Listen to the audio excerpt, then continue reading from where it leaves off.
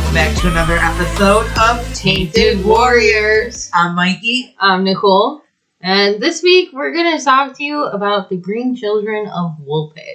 But before we get into that, I want to point out that this is episode number 13. 1-3. I know, for some of you that might be scary, but I just wanted to kind of give you a fun fact. The fear of the number 13 actually has a name.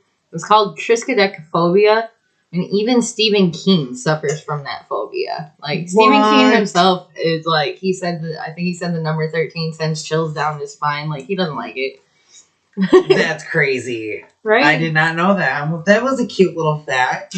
I had to learn to spell that when I was little. My older brother always challenged me. He's like, you can't spell it. I'm like, yeah, I can. He taught me, but... That's pretty cool.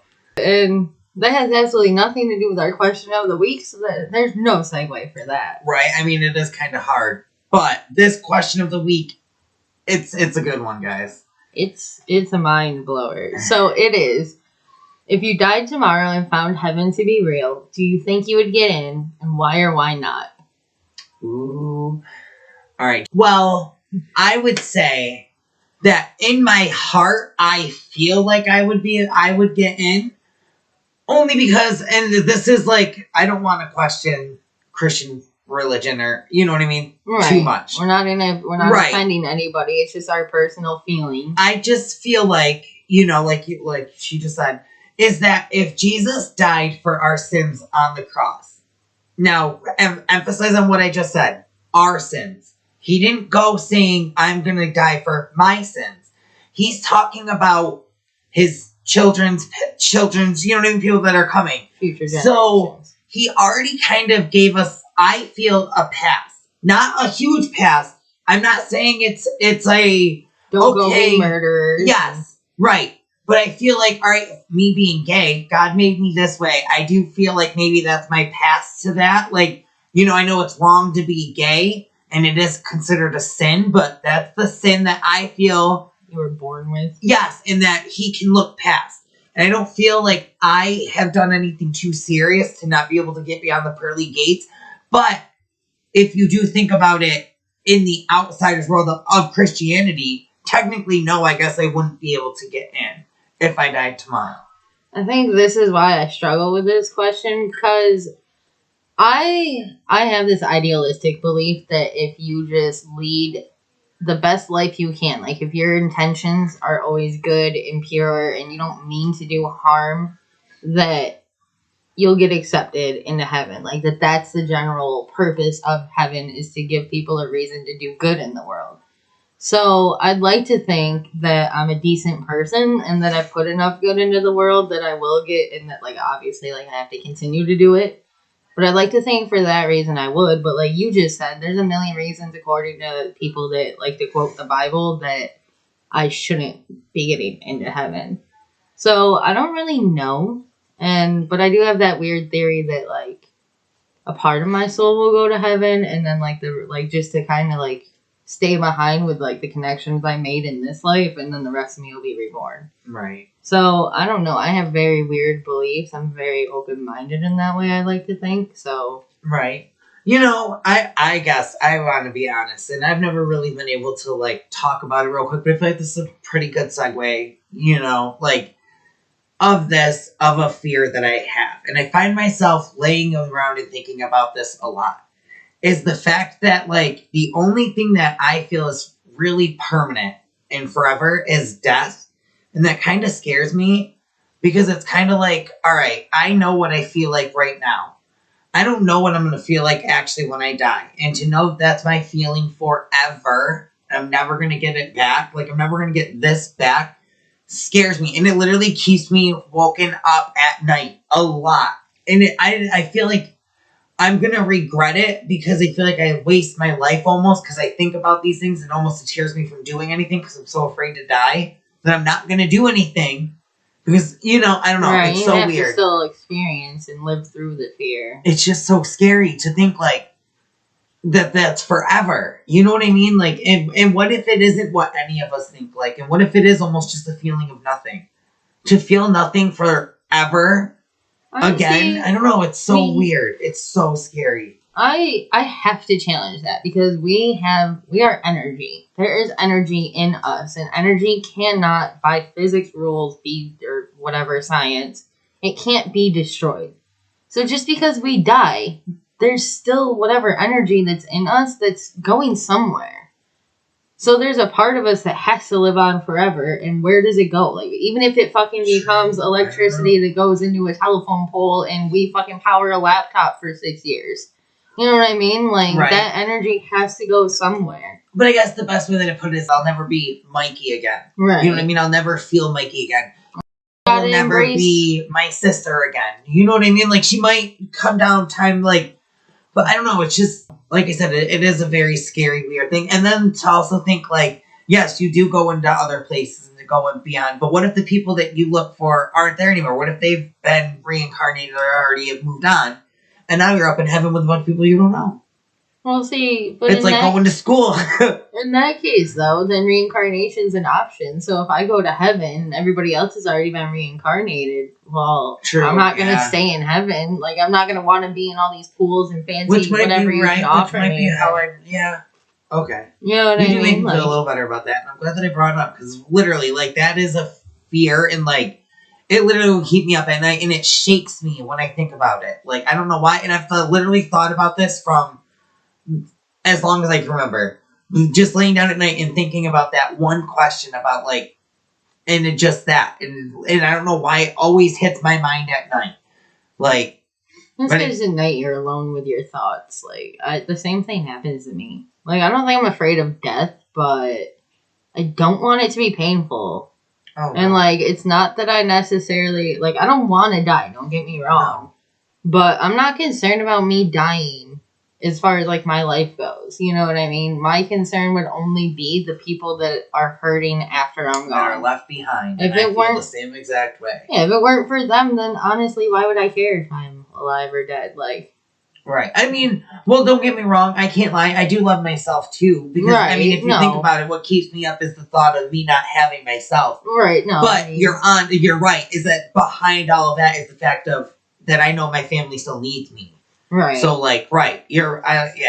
And you have a purpose that you haven't fulfilled yet. So you just got to accomplish that goal, and then you'll probably have a different outlook once you feel like... Right. I need to change there's a little bit of, like... I feel like with that point, we're looking for our soul connection, and we're scared that we're not going to find something that fulfills our soul. And, yeah, before I go. And that's scary. It is. That's terrifying. But then you just got to figure out what you want and go for it.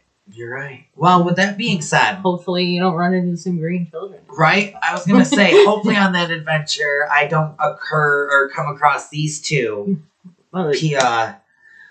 children that we have decided to research this week. I will say off the bat, I did see that some people do believe that this is either a folklore story or true. Like, I just feel like, you know, I went into this more, like, lighthearted, I guess, you know? And I didn't take it as serious, I guess, as I did, like, all of our other cases, just because, like, we're talking about green children here, you know? And we're also we're talking about green children from... a while ago. The 12th century. Yeah.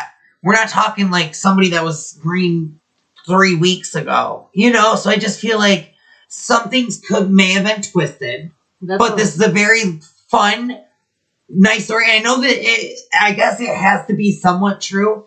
Because the woman does go on. Like, you know, like there has to be truth to this. But did it get spinned? And let's take a little dive into what I'm actually talking about. So it was in the 12th century, and there was a village known as Woolpit. So it's actually spelled Woolpit, I believe. Yep. But it's pronounced Woolpit because it was actually like a little pit that they had dug to help them catch wolves for the village nearby. Which I thought was cool, but I was a little confused. Why wouldn't they call it Wolf Pit? Well, it was in Suffolk, England, so it was probably just a different dialect. You know because when I hear wool, I think of like the wool, like a wool cut, like a wool fabric. So I was just a little confused when I was reading it. I was like, why wouldn't it be called wolf? Well, it was the 12th century. Right. It's possible things got lost in translation throughout the time, so that maybe that's not even how they would have spelled it if they knew. That's true. That is what languages we do today. Well, it was different in the 12th century. Like, Yeah. and it was Suffolk. It was near Suffolk, England. So, like, Right. we're in America. We don't really That's true. always know how, like, England kind of has their own dialect also. You know what I mean? Right. That could have been what they said for many of them is wolves. Right. Like, you know what I mean? So you're right.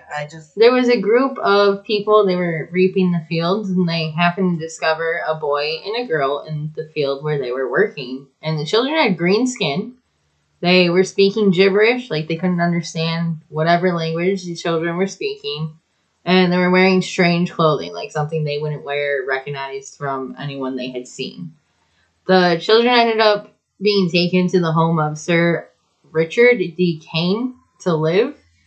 But for days, it was said that they refused to eat. Like, anything they put in front of them, they acted like it was inedible and they wouldn't touch it. Oh, that shit.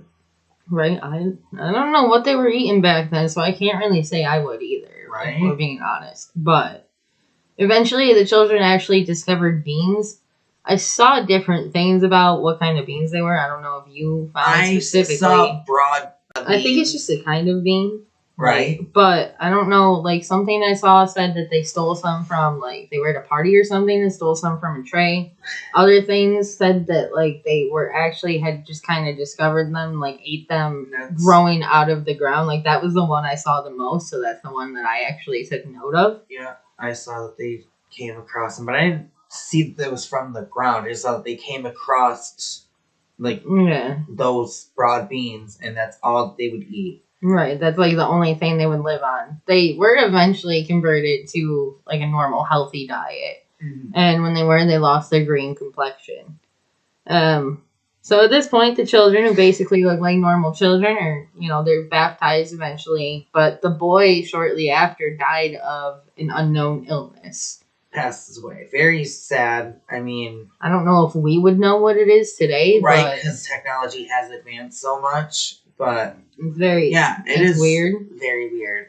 Once again, like I said, it's sad that he passed away, and it's kind of confusing. Right, he changed his diet, changed his skin pigment, got him baptized. Baptized him, and then he dies. Of something you've never seen. But yeah, his sister goes through the same exact things. And like, I mean, she supposedly got married and had children. And the guy was a pretty good, like a Sir. Yeah, I don't have him written down, but he was like, he was high up there. He was associated with the king. Yeah, so that's why I was like, whoa, you go, girl. Right. I mean, I was happy for her. And when she did convert, she did try to explain their story a little bit. She did eventually learn to speak English. Like, she did try to, I guess, tell them where they came from. Like, she said that they had been feeding their father's flock one day. And they heard, like, bells or chimes. So, of course, being kids, they kind of were investigating to see what it was. And in one account, it said that she actually walked through a cave until they saw, like, a sunlit field. And that was when they were basically discovered by these people working in the field. But she said that the land they were from was always, like, basically a twilight. Like, there was no sun. And it was just green everywhere. But they could see a luminous, like, a bright land across a river. And then I do just have it noted that, like, the story was recorded by Ralph of Cagastel, who was, I don't know what any of these words mean because I'm not in England, but he was an abbot of Cistercian monastery at Coggeshall, and it was recorded by William of Newburgh, who was an English historian and canon at Australian Newburgh Priory. Right, though that was my whole thing earlier when I was saying it, was that, like, I feel like there's a lot of people that invested their time, and these are high people. So I feel like for them to say that it was folklore, I feel like it's almost crazy. Like, there's events that, like, you know what I mean? This girl has grown up. You know what I mean? Created a life. Yeah. So it's like, okay, you can't discredit that she had a life, so you can't say that it's all fake. Right.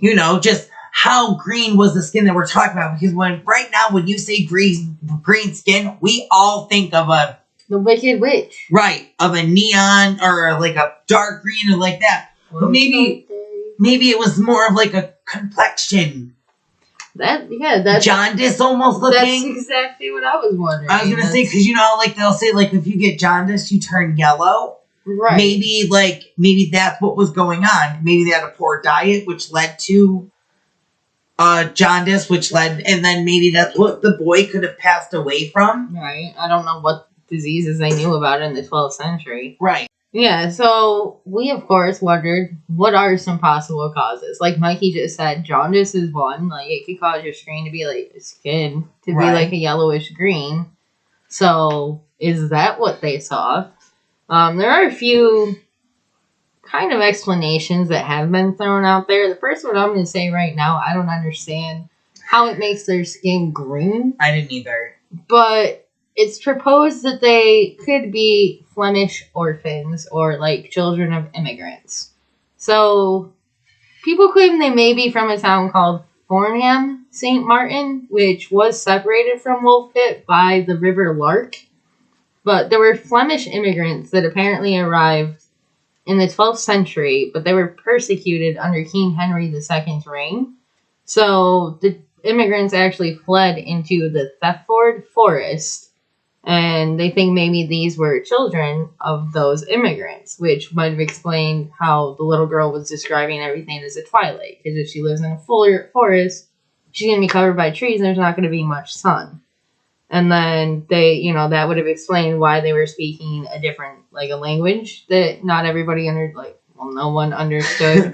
Right. Which is part of my problem, because the guy they lived with was supposedly educated, so I don't understand why he wouldn't know a foreign language, understand that this is just a language from other people nearby. Yeah, especially nearby, right? We're not talking, it's across the lake or river or whatever, but it's not like we're talking about the United States at this point, how far away, no. They're saying the children could have entered an underground mine passage to get from basically point A to point B where they were found. So, that's not that far. No. If they could see it over the river. So I feel like, yeah, you're right. Like, the educated guy, I think, would know, hey, actually, I might not be fluent, but I could pick up a word or two and be like, oh. Right. Like, if somebody was speaking Spanish. And ask people, do you recognize it? That's true, too. I mean, I know it's the 12th century, but there's no way you can get to the town across the river or, to anybody over there. These two kids sure found a way. There's immigrants coming in and being persecuted, and, the language they're screaming as they're being persecuted isn't from it, doesn't sound the familiar. Right.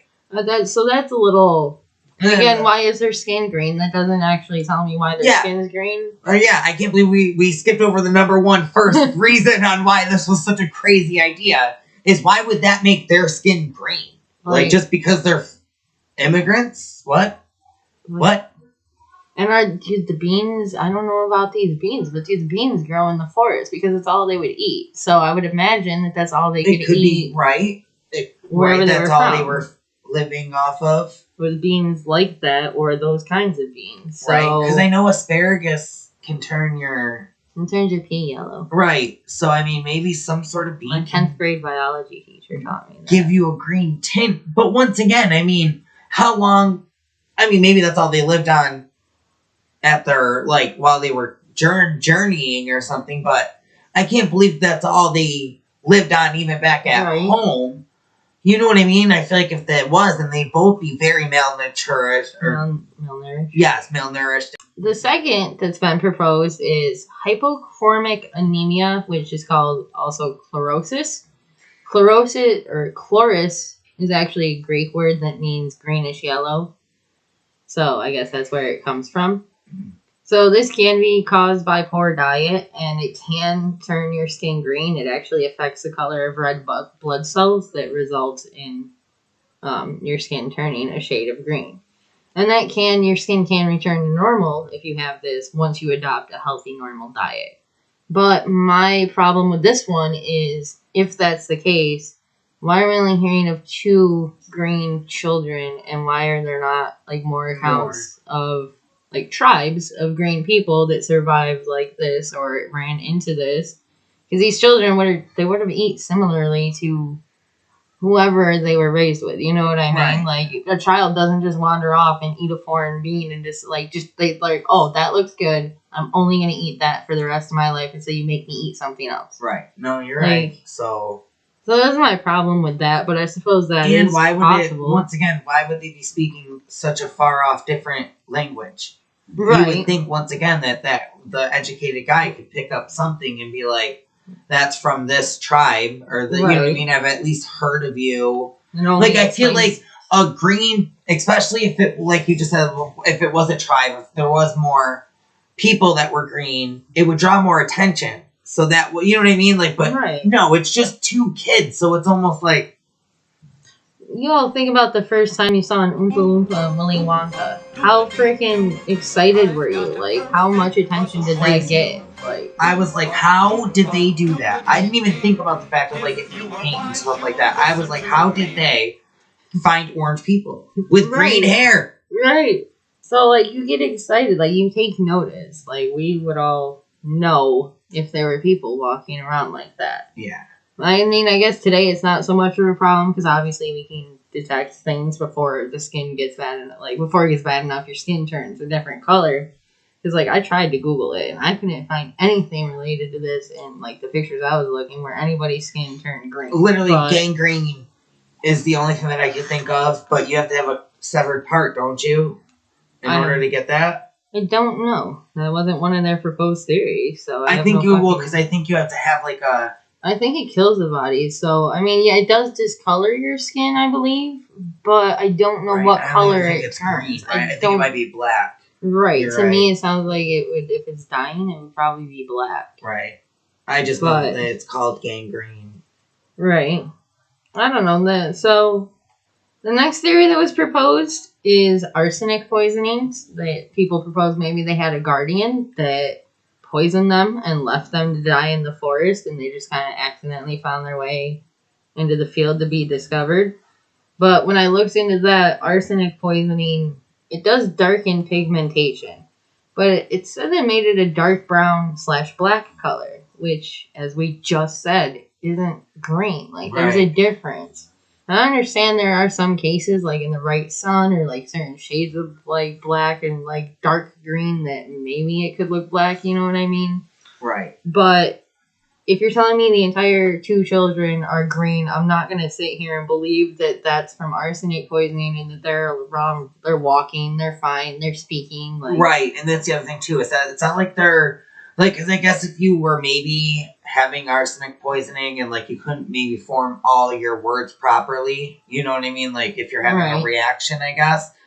But I don't believe, like, they obviously are saying that, yes, they're speaking gibberish, but it was clear, like, they were, the boy and girl were understanding each other. So it wasn't like they were just literally speaking absolutely nothing. They were communicating with one another, just nobody knew what they were speaking. I don't language. Yeah. But the other thing is, like, there's no mention. I mean, I guess there's not a lot of information that I could find about it anywhere that Mikey could find, but there's no mention anywhere that they were sick until after the baptism. Right. So you would think if it's arsenic poisoning or anything like this, like, there's other symptoms like fatigue, vomiting. And I feel like they would die before, with the amount of arsenic I would feel you would have to ingest, even if it was over a period of time, to turn your skin any sort of different color. Your entire body. I feel like you just said, would have to have other symptoms first.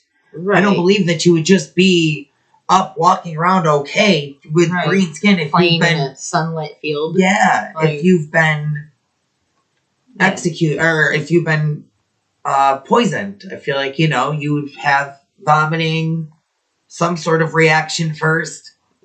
That is also my theory, and because that seems to be how medicine goes. But that's some of the possible causes that I saw proposed. Now, when I was looking into, like, you know, whether or not skin could really, like, turn green and, like, I don't know, things like that, somehow I stumbled across something called Self-Hemoglobin, which that is excess self-hemoglobin in the blood. That's formed when the hemoglobin molecule incorporates a sulfur atom into its structure. So it basically changes its structure that way. And then the sulfur actually prevents iron from binding to the oxygen, which that causes the blood to turn dark blue or green. So in that case, like, the skin, they say, is usually a blue or a purplish tint. But if you Google it and look at Google images, all the ones I were seeing, most of them looked kind of greenish. Right. Like, it was mostly greenish, and then one was, like, purple. Well, I can understand, especially why it would look green, because, I mean, it's blue popping up on your skin, which is like a yellow almost, so I could feel why it could make green. Too, though. That's the thing, is the blood could be either dark blue or green. Oh, right. I was thinking more, right, but I was just also why, yeah. Right, yeah. But I'm like, maybe that's something, but that's I mean, I don't understand. And that's something they probably wouldn't have known back then, maybe. Right, because I highly doubt they knew about chemical. Yeah, well, I don't want to judge. Right, I don't know how well the medicine was back then, but I don't it couldn't have been good, because when was the fucking plague? Wasn't that in, like, the 1100s? Probably. I'm not sure. But, I mean, so yeah, that could be something, but then I also have to wonder how much, like, excess self-hemoglobin would you have to have in your blood for your entire body to be green? Because they're supposedly, their skin's green. They didn't say a patch on their skin was green. They said their skin's green. Like, like Oompa Loompa green. And it caused enough attention, you know what I mean, for people to be like, hey. To write it down as part of history. Right. Yeah. So. The children weren't the only ones. I don't have a lot on this, but I do want to say that you can find other things throughout, like, ancient history of, like, green men, green people. It is a thing. And one example I did write down is the Egyptian god Osiris. He had green skin.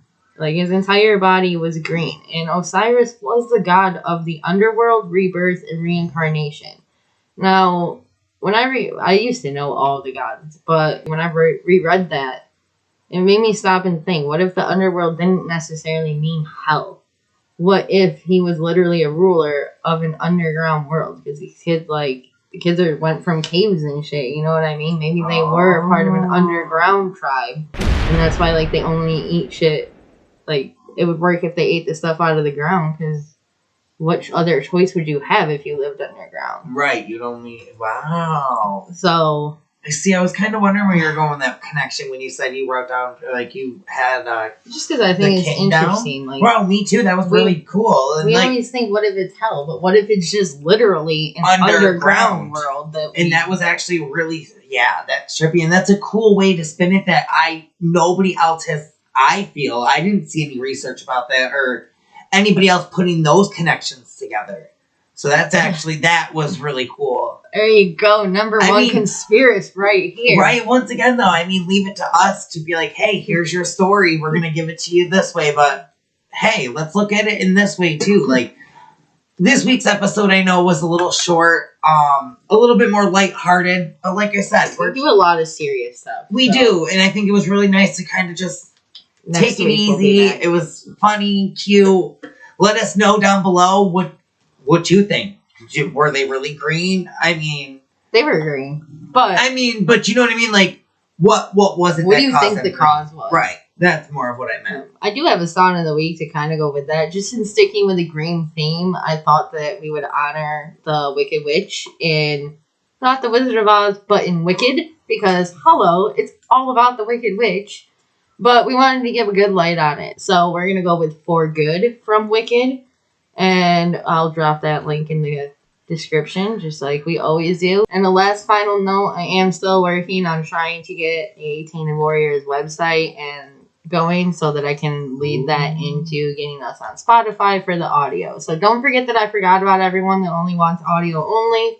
I am working on it. It's just a very long process when I still have to do this and, like, my full-time job, and I'm kind of working on my house. So right, got a lot of stuff going on. That will be coming soon, so stay tuned. Don't forget to follow us on Twitter.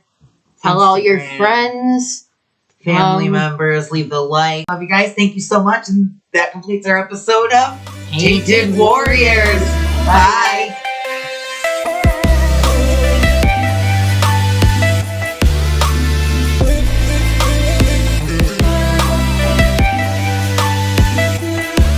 Tainted Warriors, a TW Productions podcast.